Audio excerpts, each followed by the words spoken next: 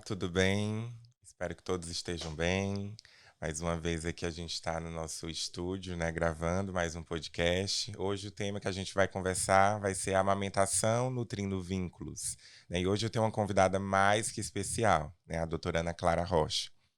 Ela é fonoaudióloga, ela é especialista em disfagia pediátrica e neonatal, ela é laser terapeuta, consultora em amamentação, né, e parceira, né, dos nossos projetos aqui na faculdade, né, a gente trabalha em conjunto. E é muito importante a gente ressaltar essa temática, né? E trazer profissionais de outras áreas além da odontologia, né? Principalmente no mês de agosto, né? O mês de agosto ele tem aí, faz a comemoração do Agosto Dourado, né? E em alusão ao mês, né? Digamos assim, da amamentação. Então, quando a gente pensou, né, o que poderíamos fazer além, né, da parceria, eu disse, nossa, a gente poderia estar gravando aí um momento, né, para tirar dúvidas, né, falar das dificuldades desse processo de amamentação, o que, né, e como nós, como profissionais, podemos estar executando. Então, a gente vai mergulhar um pouquinho agora, né, nesse mundo da amamentação, explorando os seus benefícios, os desafios, comentando um pouco de dicas, né, que a gente pode estar tornando essa jornada mais tranquila e gratificante. Então, mais uma vez, meu muito obrigado, doutora Ana Clara, por sua disponibilidade de estar aqui conosco para falar Sim, desse tema tão gostoso, tá? sim, Então, eu queria falar um pouquinho, queria escutar, né, de você, quem você é, né, quem é a Ana Clara, né, o que você faz, o que desenvolve, tá bom? sim, vamos lá. Primeiramente, eu gostaria de agradecer o convite, né? Que foi algo bem despretensioso. Eu vim aqui hoje, né? Tinha combinado com o Felipe, né? Com o doutor Felipe, para poder acompanhar um paciente que vai ser submetido a um processo de frenotomia. E aí o Felipe, então vamos combinar, vamos chegar um pouquinho mais cedo, que aí eu te apresento a faculdade, o nosso espaço. A gente podia conversar um pouquinho, bater um papo sobre a amamentação. Tá, vamos, com certeza. E quando eu chego aqui, me deparo com toda essa estrutura, né? Fiquei surpresa. Já confesso que já tinha ouvido falar muito bem da Faculdade Paulo Picanso, principalmente nos últimos anos, que tem tido um crescimento muito grande e faz jus, né? Que realmente vocês estão fazendo um trabalho diferenciado no mercado. E aí chego, me encontro com o Felipe, olha só como é que a gente tá. Olha a sintonia. Blusa azul e olha a cor Não da calça. combinamos, Não né? E não combinamos, não foi combinamos. nada combinado, né? Quero deixar isso claro. E é isso, né? Vim bater esse papo gostoso sobre a amamentação, que eu confesso que eu sou muito suspeita, né? Eu atuo com a amamentação há mais de 10 anos, né? Sou fonoaudióloga, como o Felipe falou. Em relação à formação, comecei na parte de audiologia, sou também audiologista e atuo como audiologista até hoje, né, há mais de 15 anos. E é uma área que eu gosto muito, que é a parte de protetização de aparelho auditivo. E a amamentação surgiu na minha vida de uma forma bem despretensiosa também, né? Fiz um processo seletivo na época da Prefeitura de Fortaleza e fui aprovada, né, para trabalhar no Gonzaguinha de Messejana, né, que hoje está em reforma. Que eu tenho um carinho todo especial por aquele lugar, né, que me proporcionou muitas amizades, me proporcionou laços e principalmente uma nova paixão na minha atuação profissional, que foi essa parte da amamentação. Então, assim, quando eu cheguei lá, me deparei com com pacientes com dificuldades de coordenar sucção, deglutição e respiração, bebês muito pequenininhos, prematuros, né?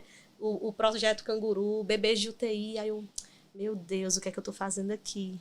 Será que eu fico? Será que isso aqui é para mim? E foi começando. Fui começando e fui gostando, fui tomando gosto, fui estudando. Então me possibilitou uma entrada nesse mundo, né? Então fui me capacitando. Fui fazendo uma nova pós-graduação, né? Que foi a pós em fonoaudiologia pediátrica e neonatal. E aí fiz também um curso de consultoria em amamentação, depois fiz um curso de laser terapia. E aí as coisas começaram a acontecer, né? E nesse sentido, me possibilitou, como mãe, que hoje eu sou mãe de duas princesas, Maria Luísa de 7 anos e Maria Tereza de 4. Então, assim, para mim eu confesso que foi algo que mudou a minha vida, né? Porque você ser mãe e você ter toda uma bagagem profissional e um olhar diferenciado no sentido da amamentação é algo muito bom, que fez um Fantástico. diferencial na minha vida, né? E aí eu fui começando a pensar por que não estender esse conhecimento para outras mães que passam por dificuldades, né, nesse sentido, porque nem sempre a amamentação ela é algo tão intuitivo como se parece, como muitas vezes se processa, né?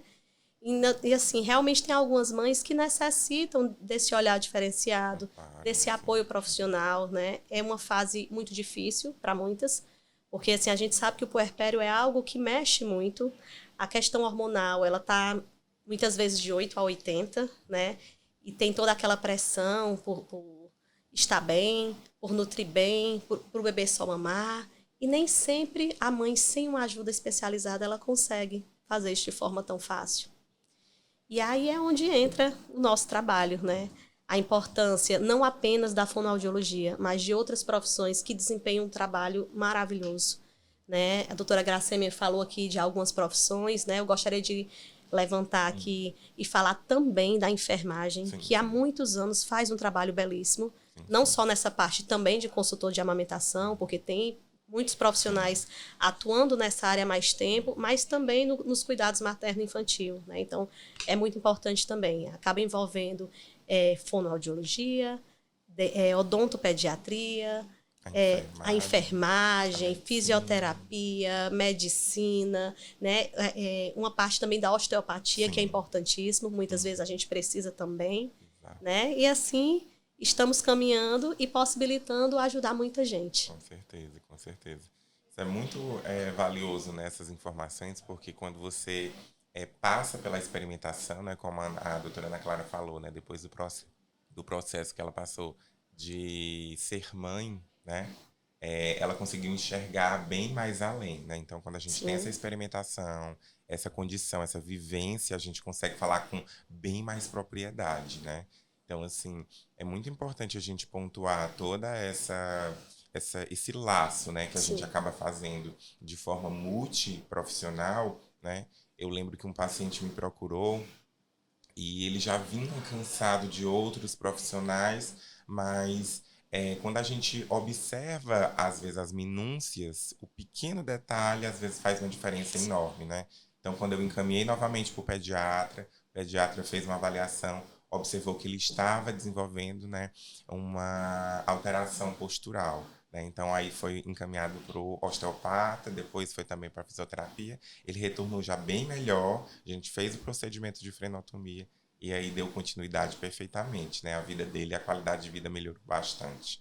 Então, assim, quando a gente pensa, né, qual que é o meu papel, né, ali na vida, né, do meu paciente ou das mães que buscam, né?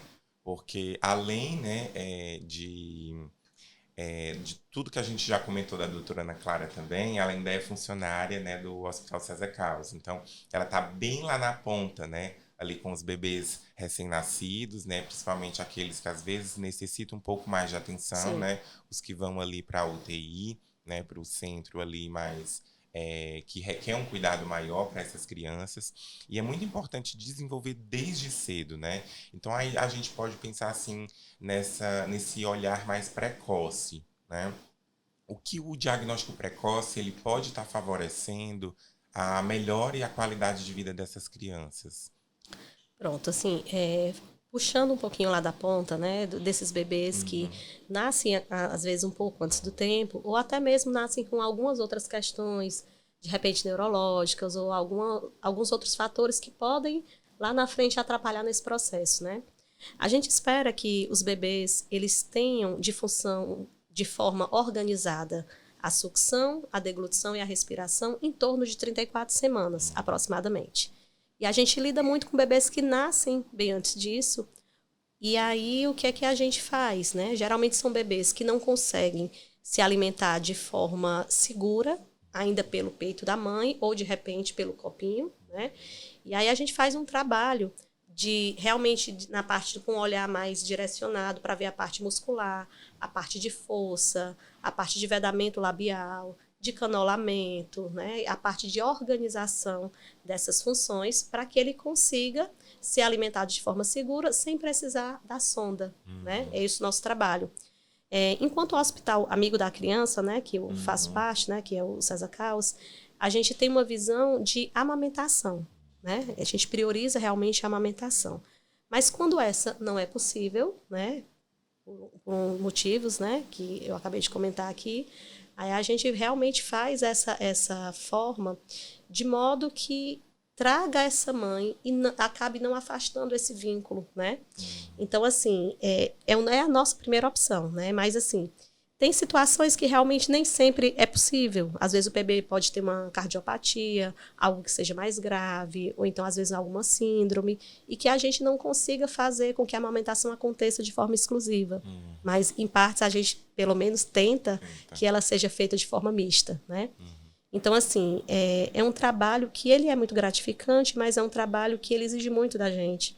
Porque a gente não pode estar olhando para o bebê somente como aquele bebê que tem uma dificuldade X de pegar no peito. O que é que está por trás ali? Tem toda uma díade.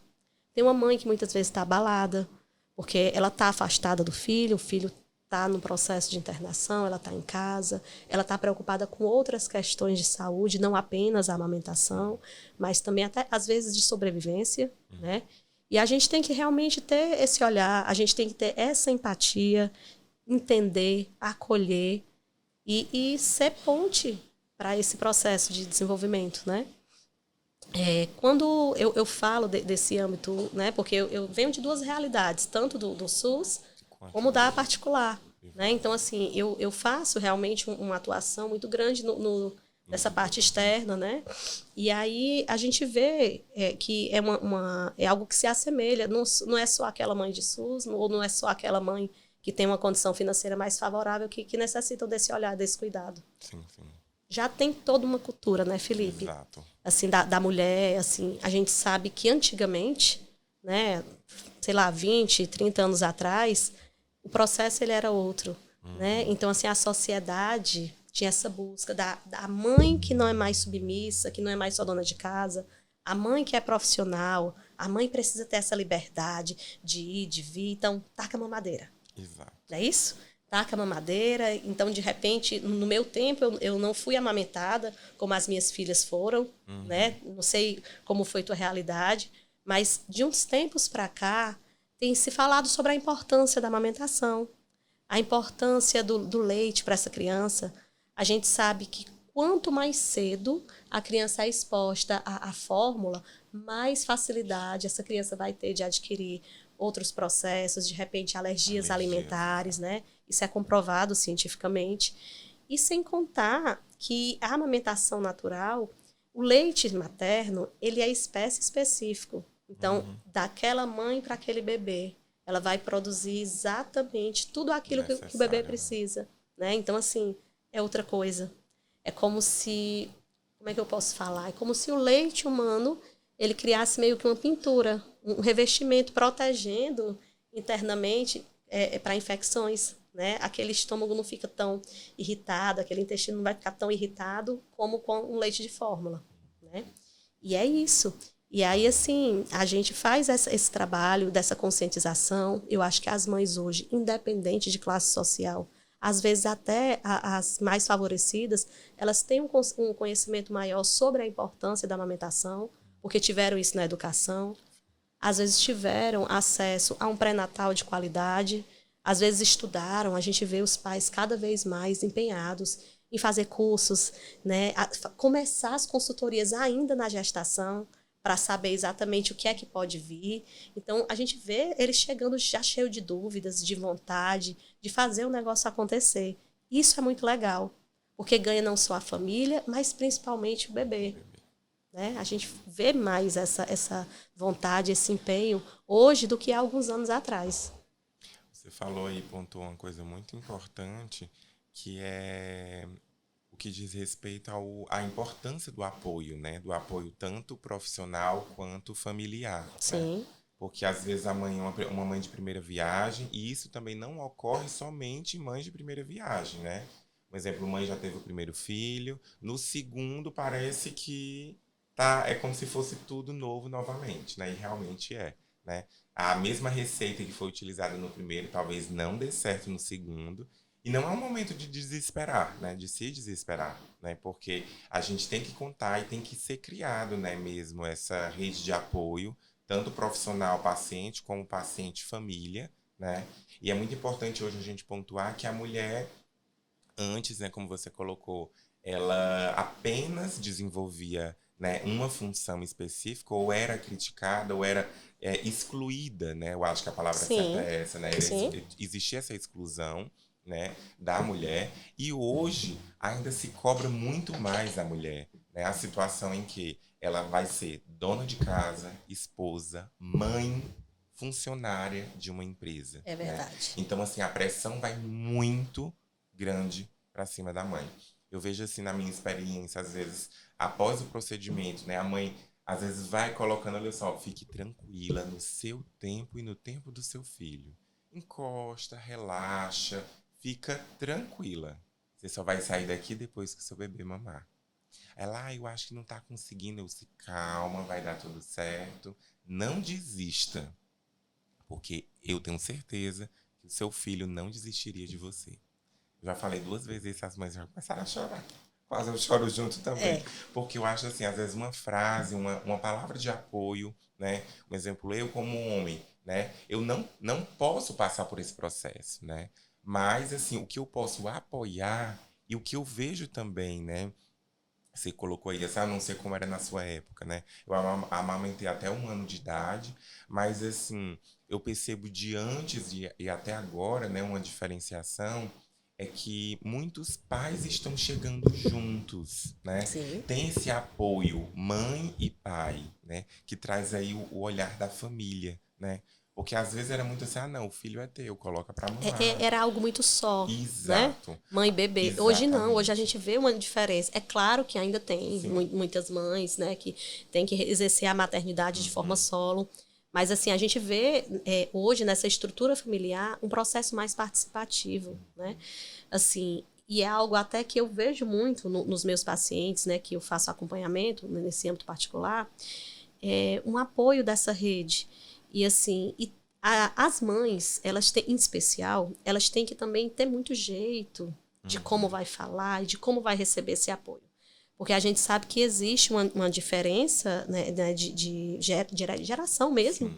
Às vezes aí vem aquela avó e vem com aquela história de dizer assim, ah, mas no meu tempo eu fiz isso, criei vocês todos e tá aí, todo mundo vivo. Sim, está, né? Mas assim, cada um tem a sua cultura, cada um traz o seu conhecimento. Eu já tive casos de eu estar atendendo uma mãe e aí a avó achar um absurdo porque ela estava querendo oferecer chá de casca de cebola para a Assim criança não. e a mãe não deixou. Absurdo. Olha, tem que dar água porque essa criança está chorando de sede. A criança está chorando de sede, dá água. Olha, tem que botar a chupeta, né? Aí a gente já vai entrar nessa parte dos Dos hábitos hábitos. deletérios, né? E assim, e é como eu falo, assim, às vezes a mãe tem que lidar, muitas vezes com a privação de sono, Isso. muitas vezes com a culpa. Parece que nasce um filho e vem o gemelar, o segundo gemelar, que é a culpa. Às vezes vem Sim, também. sim. Por mais que se diga, ah, você não tem que ter culpa, seja a melhor mãe que você puder ser, ok. Mas é algo que às vezes a gente não convida, mas a culpa entra de enxerida, né? Perpassa bem mais, né? Isso. E a mãe se cobra, será que eu estou sendo a melhor mãe que eu posso ser? Será que eu estou fazendo do jeito que eu deveria? Será que eu não poderia ser melhor? Né? Tem a questão hormonal, que às vezes a mãe, ora ela tá morrendo de amor, e ora ela tá chorando, se sentindo a pior pessoa, ora ela só queria tomar um banho que ela conseguisse lavar o cabelo, e às vezes ela não consegue isso, né? E tem que lidar às vezes com os pitacos, né? É. Pitaco que vem aqui, pitaco que vem dali. E é como se todo mundo soubesse cuidar melhor daquele bebê do que a própria mãe. Mas de repente a avó, a sogra, ela já teve a oportunidade dela, ela já criou o filho dela e também de repente sofreu a mesma coisa de Sim. quem estava perto. Então assim, tem que ter um joguinho de cintura, né? Eu confesso que de como receber essas opiniões, né, esses palpites e saber como lidar. Ah, tia, tá certo, tá ok. Tá, mas no fundo ela ter realmente um apoio, ela fazer algo com embasamento científico, com opinião profissional, mas sem ser grosseira, sem dizer que dá uma de mal agradecida, De ah, mal tô tentando agradecido, exato. ajudar e não tá querendo, né? É isso. Mas é muito importante tudo isso que você colocou, porque é uma realidade que está logo ali do lado, né? Uhum. E às vezes a gente fica meio que como profissional, né? É meio como eu posso estar intervindo sem chocar, porque às vezes a mãe já chega muito fragilizada, né? Isso, De isso. tudo que ela já passou. E assim, como profissional, a gente também tem que trabalhar nessa questão em relação aí mais pro lado emocional, né, Sim. da coisa, podemos dizer assim. Então, assim, como é que tu enxerga, né, essa parte, já que a gente tocou nesse ponto do emocional, que esse ato de amamentar no fortalecimento desses laços, né? Porque eu Pronto. sempre bato nessa tecla aí com a mãe, assim, olha a forma como ele tá te olhando agora, né? Porque eu acho que isso estimula mais, né? Sim. Como que é o teu Aí olhar o em cérebro relação a faz isso? assim, ó, preciso produzir leite. Quando a mãe olha, sente o cheiro, aquele toque, parece que vem, né? Deus é perfeito, É sabe de perfeito. tudo. Voltando só um pouquinho antes de Uhum, responder essa tua pergunta, mas que vai ter um gancho com o uhum, que eu vou responder agora. Eu me lembrei de um fato que aconteceu comigo na minha uhum, primeira, né, no meu primeiro parto. Eu estava no hospital, minha mãe estava acompanhando naquela primeira noite punk, né, uhum, pós-parto. E a minha filha, ela só queria estar comigo. Ela só uhum, queria estar comigo, eu amamentava. E aí eu sei que minha mãe depois pegava, colocava no berço, e ela depois chorava. E eu, mãe, me dá. Ela disse, não, minha filha, você precisa descansar. Aí eu, não, mãe, me dá ela. Não, minha filha, você precisa descansar. Ela tem que se acostumar, né? Aí eu, mãe, não, a gente tem que se acostumar. Ela não sabe de nada, ela só quer estar comigo e eu quero estar com ela, me dá ela. uhum. Naquele momento, eu era a mãe da Maria Luísa, mas a Antonieta era mãe da Ana Clara. Cada uma tentando proteger a sua cria. Sim. Entende, assim, a, Uhum, a complexidade aí do ato? E, assim, tem um assunto que eu gosto muito de lidar, e é um dos primeiros assuntos que eu abordo numa consultoria de amamentação. Eu falo sempre, se dissesse assim, Ana Clara, você tem que falar de um assunto e você não pode esquecer, ele tem que ser o tópico A. É esterogestação. A esterogestação é uma teoria que ela fala que, assim, que se os bebês fossem nascer prontinhos, né, nessa uhum, parte, né, do sistema nervoso, eles iam nascer com 1 ano de idade. Então, assim, até mais ou menos 3 meses de vida, né, os bebês, eles não entendem que eles são um e a mãe mãe outro. outro. É como se eles fizessem parte De um só. de um só, é a mesma coisa. Então, assim, nem sempre o choro do bebê é choro de fome. Exato. Então, assim, o bebê ele já vem, já passa por um certo trauma, que é a saída, né? Uhum. Do ambiente Bem dele, que é o aconchegante, útero, né? quentinho. Que é escurinho, que Uhum. é proteção, que ele tá todo contido, tá lá todo, né, em posição fetal. Ele vem para o mundo. Aí ele tem que lidar com som, com luz, com vozes Alteração de diferentes, temperatura, alterações não só de temperatura, Felipe, mas de de sensação. Um sensação. tecido passando na pele Já é é algo assim, é uma propriocepção assim que eu acho que o bebê vai lá e volta, entende? Então assim, ele quer colo, ele quer toque, ele quer estar perto da mãe. Uhum. Às vezes aquelas cenas que a gente vê, né, muito em rede social, o bebê chorando, se acabando, quando encosta aqui no rosto da mãe, o nariz e a criança para. Que é a coisa mais linda do mundo. É impossível a gente ver sem se emocionar. Então, assim, muitas vezes o que eu falo, aprende com o tempo. Por mais insegura, mãe, que você esteja, tenta passar para o teu bebê que você tá aqui para ele. Tá lá pegando toda essa tremenda. Às vezes o bebê é pequenininho. Ai, meu Deus, será que eu vou desmontar? Mas pronto, a mamãe chegou. A mamãe tá aqui. E assim, isso é clichê. Eu falo sempre, ó, eu posso pegar 10 meninos aqui no dia com a mão esquerda, mas para ele não tem braço mais seguro do mundo do que o teu. Então se empodera disso, porque você é a mãe dele. Então assim, ele foi gerado, ele estava ali o tempo todinho dentro de você. Ele conhece o ritmo que você respira, ele conhece o som da tua voz, ele sabe se você está nervosa, se você está triste. Vocês têm uma conexão que, se tu parar para pensar, tu não tem dimensão do tamanho, ou talvez tenha. Então se empodera disso, mostra, tá aqui, eu sou a tua mãe, a mamãe chegou, se acabou, mas a mãe tá aqui. E às vezes até o pai também, quando é um pai presente, que está ali, que acompanhou, que ficou ali pertinho da barriga, que conversou, a conexão também é muito forte. Então, assim, é um processo, é uma simbiose, é um negócio, assim... Fantástico. Absurdo mesmo. Então, assim, se a mãe puder se cercar de orientação, de apoio profissional, de leitura, de conhecimento, para enfrentar essa fase, que é uma fase muito cheia de amor. É uma fase, assim, eu acho que não adianta. Às vezes eu achava, assim, um saco. Quando dizia assim, perdão, não sei se eu podia falar em saco, né? Mas enfim. Fique tranquilo. Estamos, assim, é uma fase, assim, chata, que às vezes eu pensava assim, só quando você for mãe que você vai saber. Você só vai entender quando você é mãe. Aí eu pensava, ô besteira. Mas... Quando você passa, aí você começa a entender. É uma coisa tão diferente. Eu acho que eu não consigo nem explicar, eu só consigo sentir, sabe? Então, assim, a gente vê que é tudo aquilo. Tem momento que a gente morre de amor, mas tem momento que a gente só queria estar só. Às vezes tem mãe que foge, né? Tem os memes das mães que vão lá pro banheiro, tá lá a criança querendo entrar por debaixo da porta, puxando, né? Enfim, mas é muito isso mesmo. É uma sensação, assim, que é de outro mundo. De outro mundo. É divina, é desse, mas é divina mesmo. Exatamente. É isso. É muito importante a gente pontuar isso, né? Essa superação desses desafios, Sim. né? De entender que você é responsável, você pode, né? Porque eu acho que essa desacreditação, né, no papel feminino, Sim. né?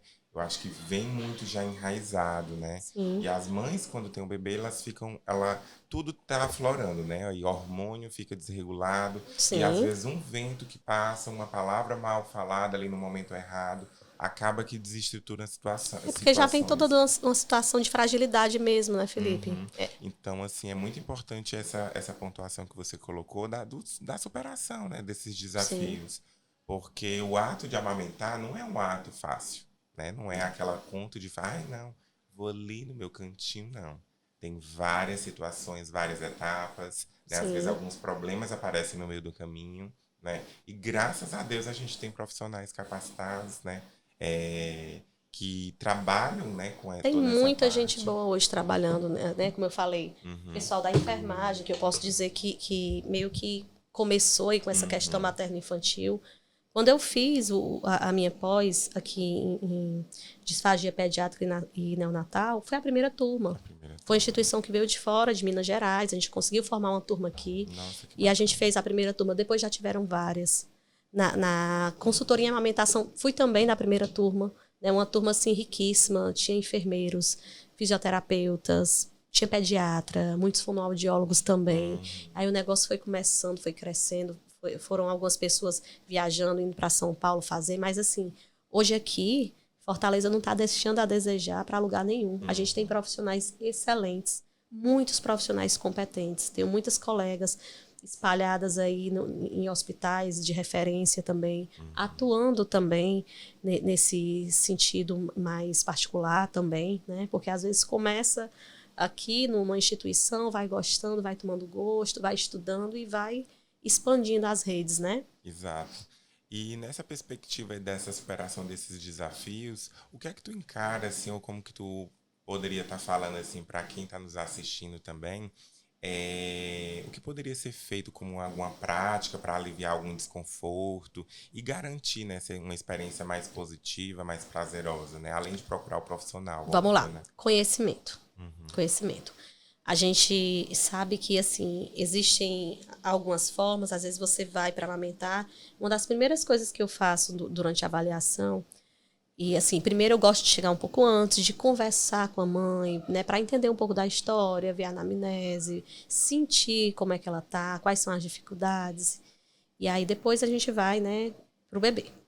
E aí, assim, faço toda uma avaliação, vejo como que tá a parte anatômica, como que estão as respostas, reflexo, né, busca, sucção, como é que tá a força, como é que tá a projeção dessa língua, né? Se faz o movimento completo de protrusão, de retração, se faz vedamento labial, se a deglutição tá ok, se faz alguns movimentos de tensões corporais, se faz compensação, se é aquele bebê que mama no peito, para e já larga com facilidade. Se tem muita irritabilidade, se faz uma mamada efetiva. São vários aspectos que a gente vê nessa parte funcional.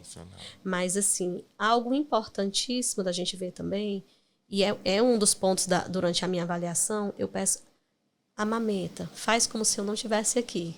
É uma pergunta que muitas vezes nem funciona, né? Porque a mãe já vai tensa, já vai, ai meu Deus, está me olhando, como é que eu estou fazendo e tudo, porque você precisa enxergar onde que está o X, né? Às vezes, a maneira como ela está fazendo o apoio aqui no peito, às vezes é a maneira como pega, né? Aquela conhecida pega de tesoura que faz assim, às vezes põe o peito aqui para trás, e a intenção é o bebê abocanhar não só o bico, mas o máximo dessa região escura ao redor do bico. E às vezes a maneira como a mãe está segurando está afastando, está sendo, né, afastando do bebê. Exato. Às vezes é a forma como ela segura, né? Eu costumo dizer que a forma da mãe segurar o bebê é metade do caminho. Isso. Às vezes eu pego ainda e digo assim, olha, nesse momento o seu seio é seu, mas só que é do bebê. Você vai ter que deixar ele bem à vontade. Quem manda é ele, né? Manda ele. Oferece e vê como que ele vai se comportar. E a gente vai ajustando aqui o que precisa ser ajustado. Às vezes tá segurando aqui o bebê naquela posição tradicional aqui, às vezes a cabeça do bebê tá bem aqui. Aí tem um espaço aqui que o bebê fica lá, brigando, né? Jogando o corpo para trás, com tensão, a cabeça saindo.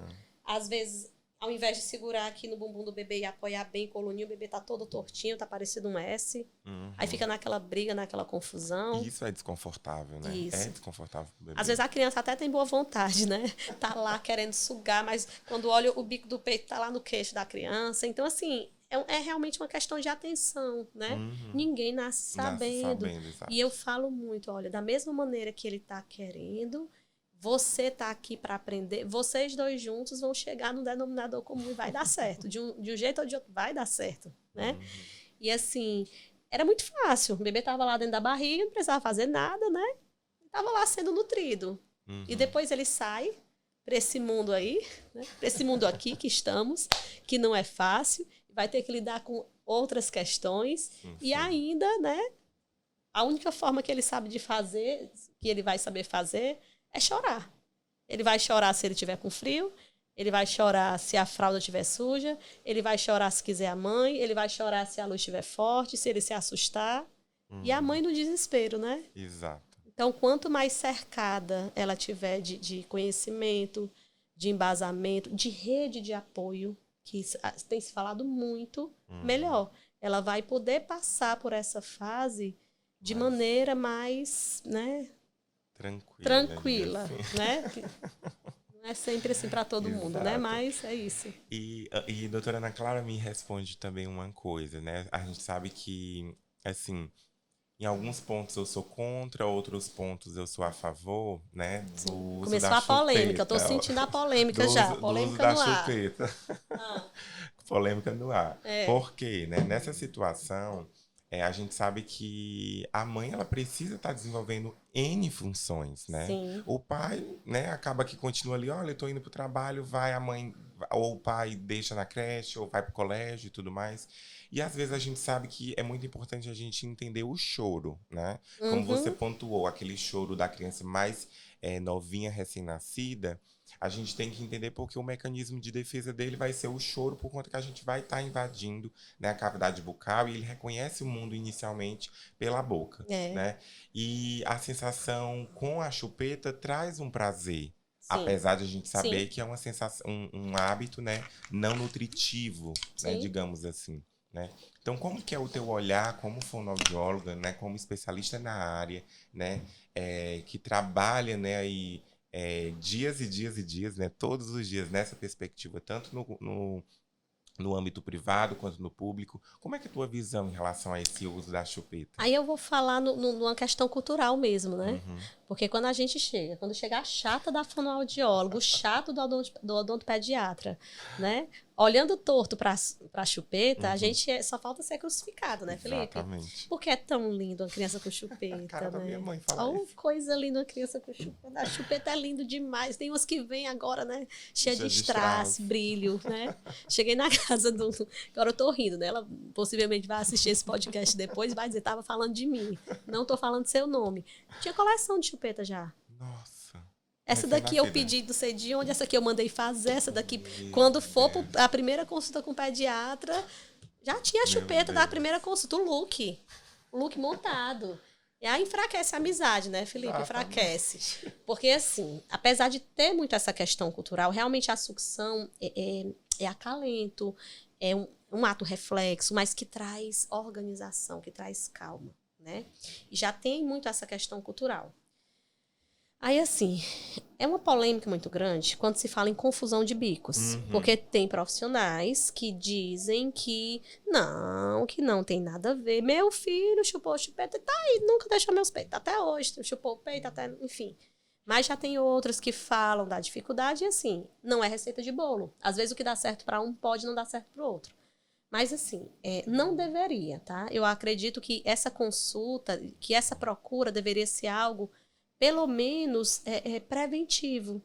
Se todas as mães tivessem um olhar de fazer uma consultoria ainda na gestação para ser munida dessas orientações, seria muito bom. Mas eu posso dizer que 80%, nada, eu estou sendo generosa, 90% das mães que me procuram, se não 95%, elas já me ligam no desespero.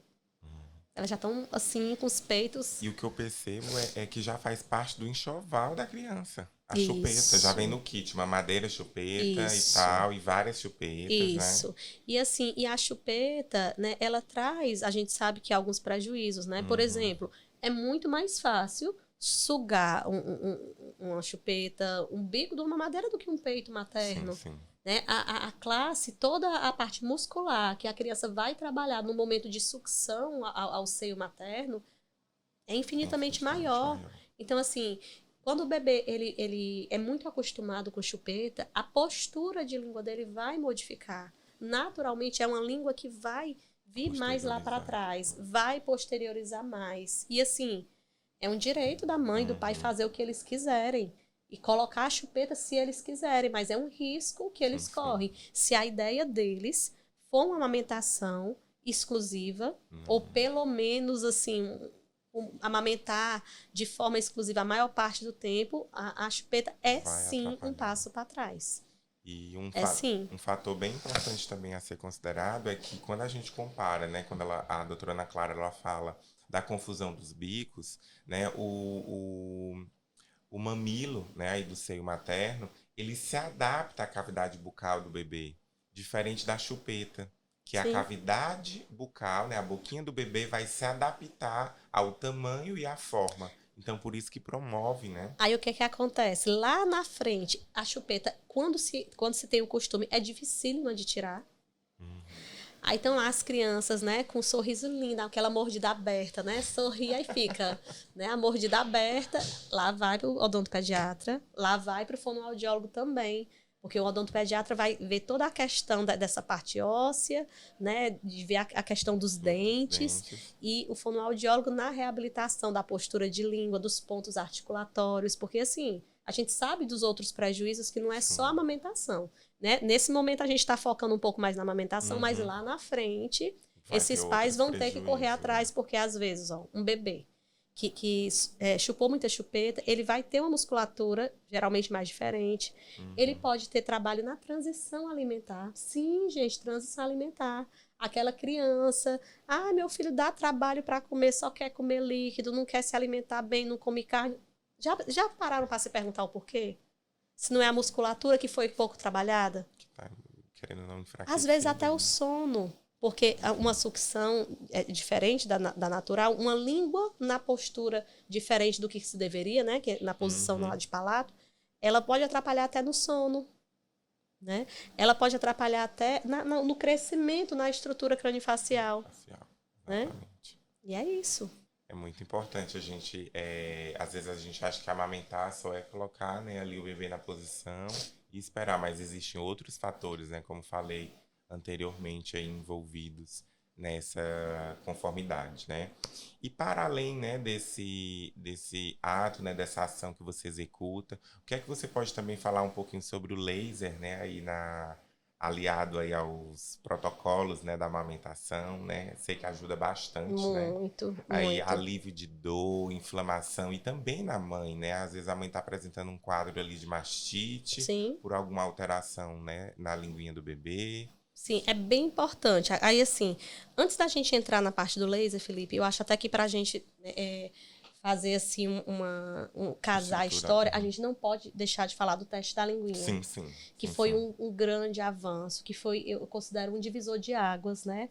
Que a gente Com tem aí a certeza. guerreira Roberta Martinelli, né? Fonoaudióloga lá de São Exato. Paulo, que começou um trabalho árduo, que não foi fácil, conseguiu fazer o projeto, aprovação, conseguiu apoio, e hoje é uma lei, Sim, certo? sim.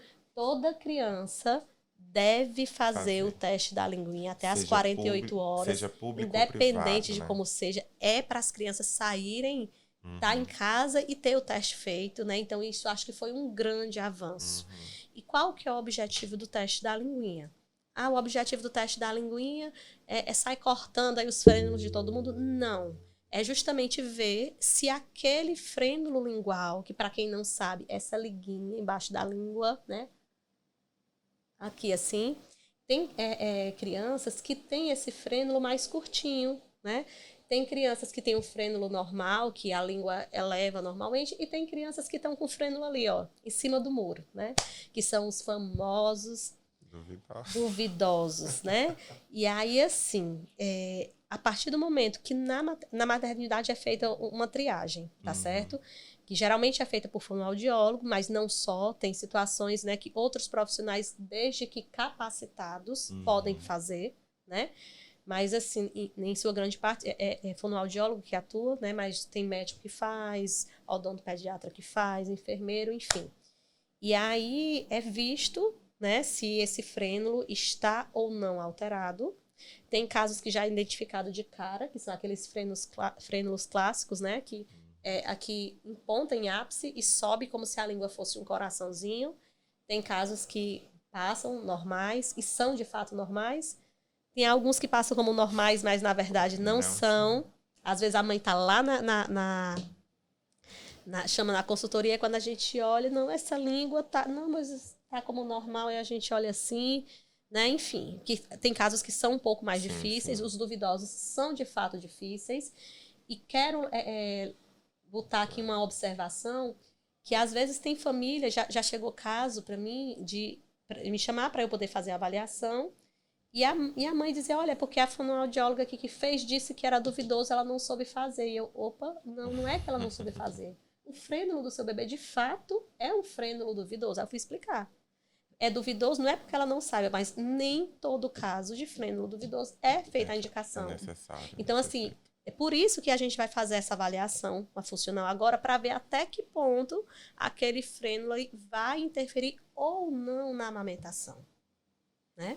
Aí vai ser observado outros pontos, se está tendo dor ao amamentar, estou gaga, precisando de uma fome, né? Se está tendo dor ao amamentar, se está fazendo fissura, se o bebê está meio que brigando com o peito, se tem muita irritabilidade, se está tendo ganho de peso, se esse processo está sendo doloroso, aí a gente avalia outros aspectos e aí faz a aplicação do protocolo, né? Porque nem sempre há necessidade de se fazer. Às vezes acontece, em boa parte dos casos, sim.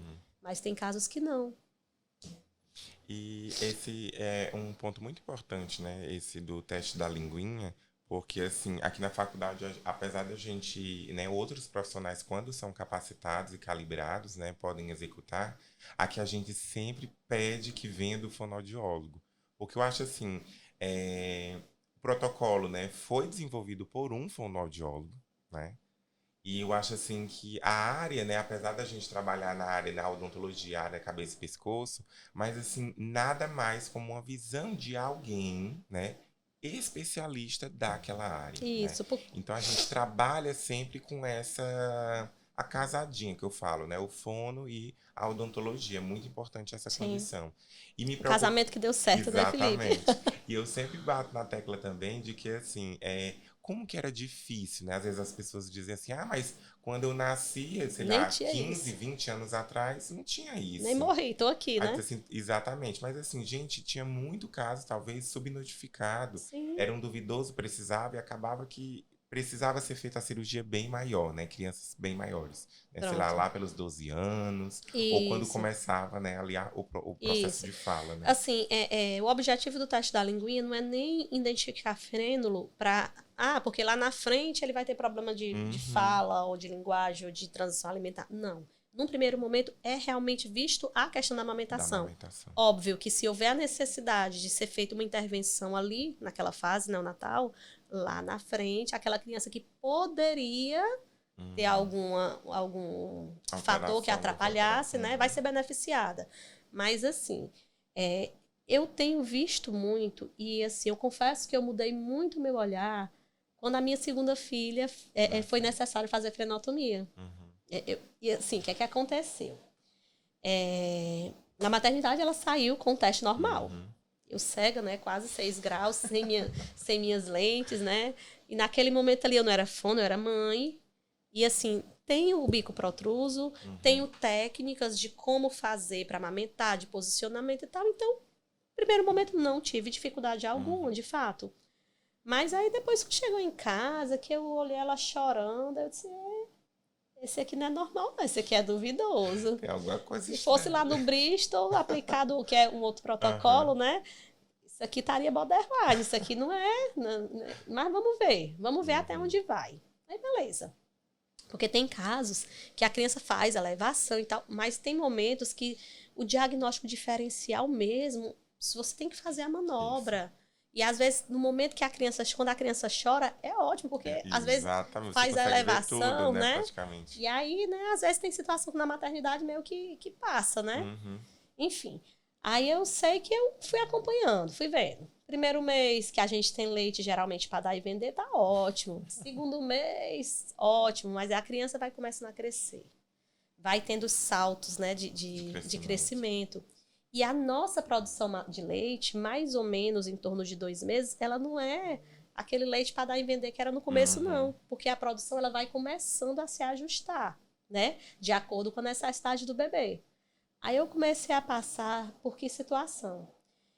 Eu com a mama cheia, minha filha mamava ali, e eu percebia que ela parava logo, mas minha mama continuava cheia.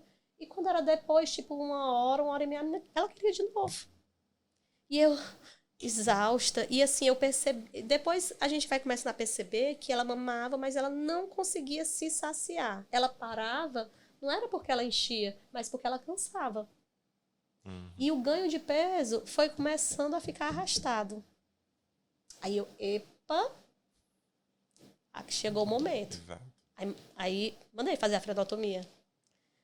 E olha, meu peito não feria, quero deixar claro, não fazia fissura. Mas lá na frente, eu fui observando esses outros aspectos e aquele frênulo duvidoso, que no primeiro mês, que no segundo mês, beleza, tava ok, veio atrapalhar.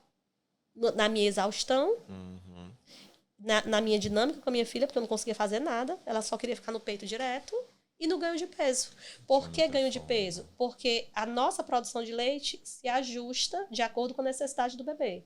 Se é um bebê ou que mama menos, ou que a força de sucção dele é diferente, ela tinha o vedamento labial que não era, no momento da sucção, que não era tão completo. Porque ela trazia a língua mais para trás, aí mais para frente, né, anteriorizava mais, e aí acabava que diminuía na força de sucção e fadigava mais rápido. E aí eu comecei a ter essa diferença, a mudar o meu olhar sobre, e ter uma cautela maior sobre os frênulos duvidosos quando eu passei por essa questão, essa experiência. Né? E aí a gente começa a ver que, de repente, os frênulos duvidosos, né, pode não dar problema no primeiro, no segundo mês, mas talvez lá no terceiro. Então, de repente, uma reavaliação num outro momento, porque em algumas mães, quando chega nessa fase do ajuste do leite, né, e quando coincide também com o pico de crescimento, as mães ficam desesperadas e assim, eu não tô dando conta e faz o quê? Entra na fórmula. Exato.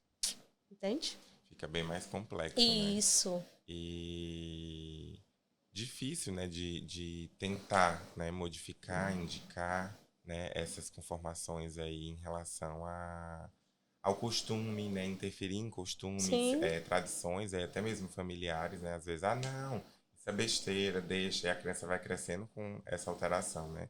Mas que Isso. bom que temos vocês, É. né, como E vocês opções. também, que assim, a cada vez mais a gente vê profissionais novos saindo aí quentinhos, com vontade de estudar e se capacitando. Graças a Deus que tem instituições, assim, antigamente, tá? Eu digo antigamente, né, que eu sou formada desde 2007, acho que eu tenho um tempinho aí. E assim, a gente não via essa quantidade de faculdades. Né? Não tinha. Na sua época era uniforme. Praticamente na parte de odonto, né? Posso estar enganada, mas eu acho que odonto só era Unifor e federal. E federal, acabou. Né? Depois veio aí, não sei se nessa ordem, mas tem a Paulo Picanso, tem a Católica, tem a Unicristos, eu acho que o Unifametro no interior também. Então, assim, tá tendo um boom, né? Então, isso é muito bom. É muito bom, né? Muito bom que cada vez vai disseminando, né, mais essas conformações, essas condições. E a gente trabalha, né, na verdade, assim, melhorando a qualidade de vida dessas populações, né, dessas mães, desses bebês, dessas famílias. E esse casamento, assim, com a multidisciplinaridade, só quem ganha é o paciente, que é importantíssimo. Ninguém consegue fazer nada sozinho. Às vezes, tem casos que às vezes eu recebo pacientes de enfermeira, consultora. Às vezes eu recebo muito. E assim, porque chega um momento, assim, a enfermeira tem todo um conhecimento, né, no que diz respeito à pega, a posicionamento, orientação, cuidados materno-infantis, né, enfim. Mas se a questão do bebê for algo realmente nesse processo, entre sucção, deglutição e respiração, aí não tem jeito, é um trabalho nosso, da fonoaudiologia, né? Exato. E aí, quando você consegue casar, né? Às vezes, de repente, pega um profissional, né? Um fonoaudiólogo, que é construir a amamentação, né? Laser terapeuta, às vezes, também mata, né? 2 coelhos, né? Mas, assim, é muito bom. Então, assim, a gente sabe que tem muita gente boa em tudo que é profissão e trabalhando e desenvolvendo trabalhos belíssimos. E eu acho que o sol brilha para todos. Ele tá para todo mundo. Eu acho que, assim, todo mundo tem espaço, desde que faça um trabalho legal, um trabalho responsável, com respeito, com ética. Eu acho que tem sol aí para todo mundo. Né, Felipe? Exatamente. Voltando aqui, pegando o gancho da laser terapia, né? E assim, tem muita gente hoje trabalhando com laser terapia. Muita gente. É muito bom.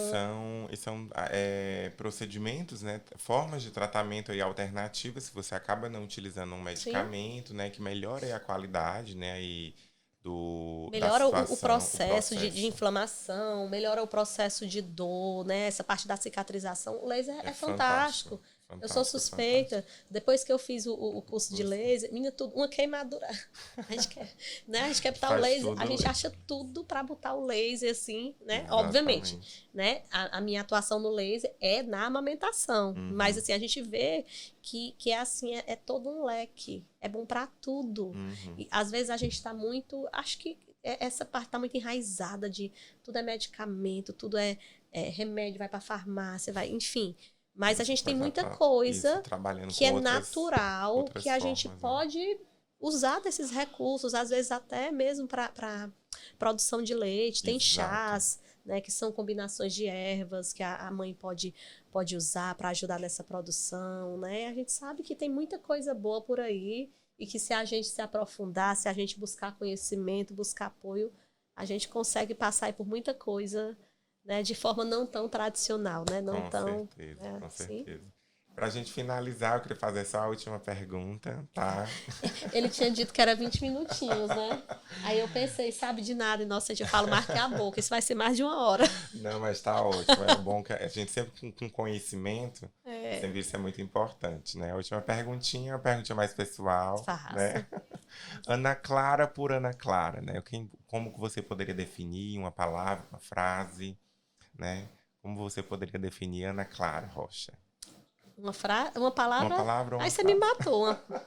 algumas palavras, né? Isso. Eita, que pergunta difícil. Ele não falou que tinha essa pegadinha, não. Mas eu acho que quem me conhece, acho que sabe uma palavra, inquieta. Inquieta não só de não se aquietar mesmo, né? Que eu acho que eu sempre fui muito assim do movimento. Eu nunca consegui muito fazer uma coisa só, né? Eu, assim, sempre, na época de estudante, Felipe, né, tem as áreas da fonoaudiologia, que é uma profissão, assim, eu sou suspeita para falar da fonoaudiologia. É um leque muito, muito grande. Às vezes, quando se fala em fonoaudiologia, eu penso, é para ensinar, né, a parar de gaguejar, é para ensinar a menina a falar, né? Às vezes, é muito... Tem esse preconceito, né? Às vezes muito estigmatizado, mas, assim, gente, a fonoaudiologia, ela tem a parte da linguagem, tem a parte da fala, que são diferentes. Fala uma coisa, linguagem é outra. Tem a parte da atuação na fonoaudiologia escolar, né, que é fonoeducacional. Tem a parte da disfagia, que é a dificuldade, né, às vezes, de engolir. Tem pessoas que sofrem AVC, que tem algumas síndromes, os engasgos, né? Também. Enfim, que ficam com essa dificuldade de se alimentar. É muito necessário para reabilitação, para qualidade de vida. Tem a parte de audiologia, tem a parte de voz. Então, assim, eu sou muito apaixonada pela fonoaudiologia. Muito. Por coincidência, assim, e eu soube da fonoaudiologia através de uma colega, o nome dela é Kilvia, né? Assim, prima de uma grande amiga minha. Olha o mundo como é pequeno. Essa amiga, você fez que é prima da Kilvia, você fez a frenotomia da bebê dela, que é a Ana Raquel, uma terapeuta ocupacional. Eu conversando informalmente com a Kilvia, tu faz o quê? Na época eu nem sei se eu fazia 8ª série. Aí a Kilvia, eu faço fonoaudiologia. Aí eu, fonoaudiologia, o que é que faz? Aí ela foi falar o que é que a fonoaudiologia fazia. Menina, pra mim eu fiquei. Porque eu queria algo da saúde, mas eu gostava muito dessa parte de comunicação. E aí eu fiquei... Quando ela falou, eu disse, rapaz, eu acho que é isso que eu quero fazer. E fui atrás.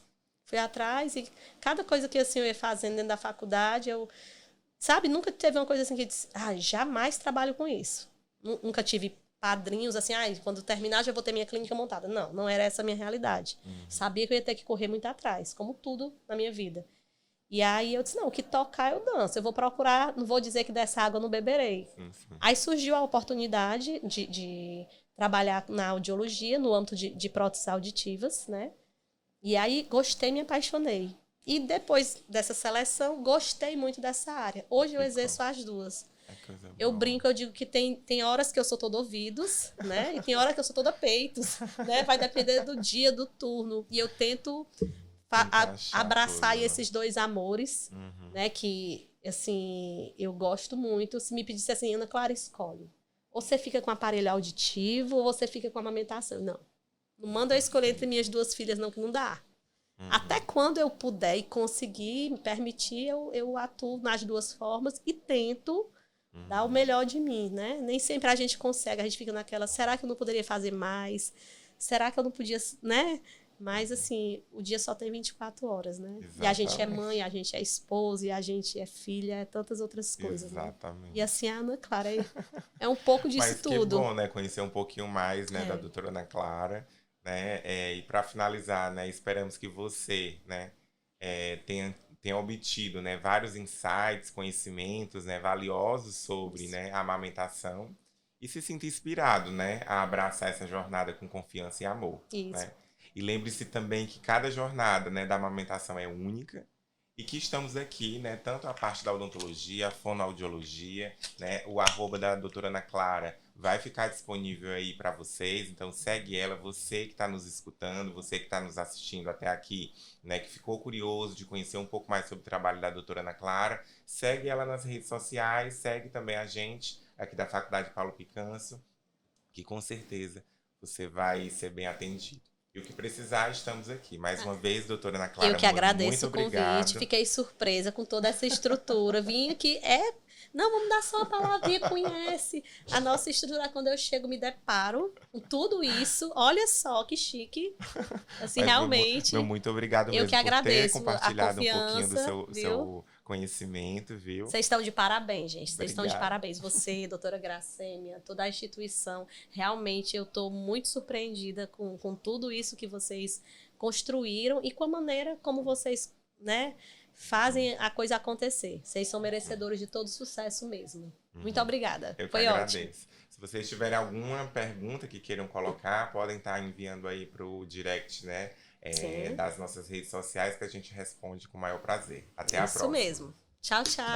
Tchau, tchau.